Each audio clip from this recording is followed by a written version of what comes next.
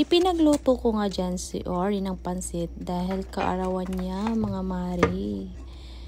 Pero mga mari, hindi po siyang kakain dyan ha. Hindi naman pwedeng siya lang ang kakain. Kami din. Kaya yan ang isipan kong lutuin. Pansit with sardinas. Dahil wala akong repolyo at carrots lang mayroon sa ref, ito lang ang ihahalo ko. Pati na rin yung mga capsicum.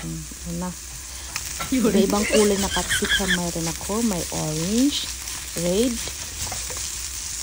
yellow, and green. Wow! Diba? Napaka-colorful ng ating pansit ngayon.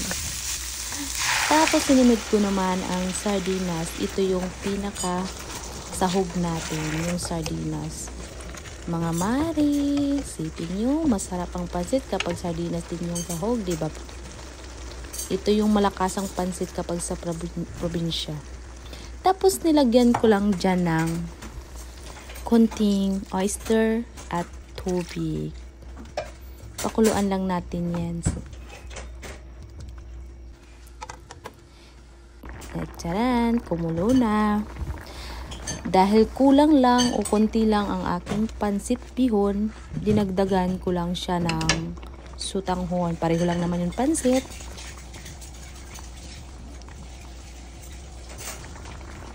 So, ayan na. Sinunod ko naman yung pansit bihon na binabad ko. Tapos, hangu-hanguin mo lang yan. At pakuluan ulit. Then, isunod naman natin yung pansit canton. Pakuluan lang din hanggang sa lumambuka. Tapos, hangu-hanguin mo lang din yan. Hanggang sa mag-mix. O, diba? Always present talaga ang pansit pagdating sa birthday. Papa-birthday man, kasal, o kung anumang okasyon, nandyan talaga palagi ang pansit. Sabi nga nila, pansit ang pampahaba ng buhay. Wow! Tapos sinimplan ko lang naman dyan ng konting asin at konting ground pepper. Tapos pinaghalo ko lang din ulit. O diba? Medyo basa-basa siya pero sarap. Tiyarang! Tapos na.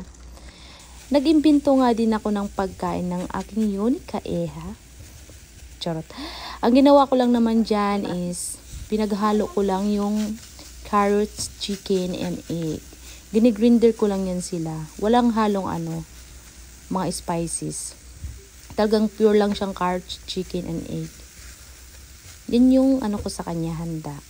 Iniimbento ko lang yan, mga mari. Sa mga fair parents dyan, baka gusto nyo itong idea ko. Walang halong chemical. Hindi nga. Walang halong yan. Kumbaga, niluto ko lang yan siya sa tubig. Diba? Kita nyo? Pinabaliktad-baliktad ko lang siya para hindi siya masunog. Kita nyo naman wala akong nilagay dyan ni kahit oil. Gumamit lang pala ako dyan ng non-sticky pan para hindi siya magdikit-dikit. Then after that, dinagdagan ko ng tubig. O nilagyan ko ulit kasi nga para hindi naman masunog yung fan. Binaliktad ko lang ng baliktad hanggang sa maluto siya. O diba? Dagdagan ulit para talaga maluto yung chicken, para sure talaga. Good idea na rin to sa mga fair parents na katulad ko. Kung gusto nyo pa iba-iba yung makakain ng mga baby nyo. Maluto agad ang chicken ni Ori. Ayan, o diba? Meron na siyang pie. Hindi man yan matawag na pie. O, tiyaran. Then, tapos na siya. Tapos, nilagyan ko lang dyan siya ng, ginigrin ko din yan, yung pure chicken liver. Ginigrin ko siya kasi buo-buo yan siya. Tapos, ginigrin ko siya. Tingnan mo naman, nagustuhan niya. Paglapag ko pa lang sa misa, yun ang una niyang kinuha. Grabe, nagustuhan niya. Tapos sinabayan ko dyan ng kanta. Happy birthday, Oripot. Happy birthday, baby. Diba she like it? Nagustuhan niya yung luto ni Mommy. Thank you for watching. Bye-bye.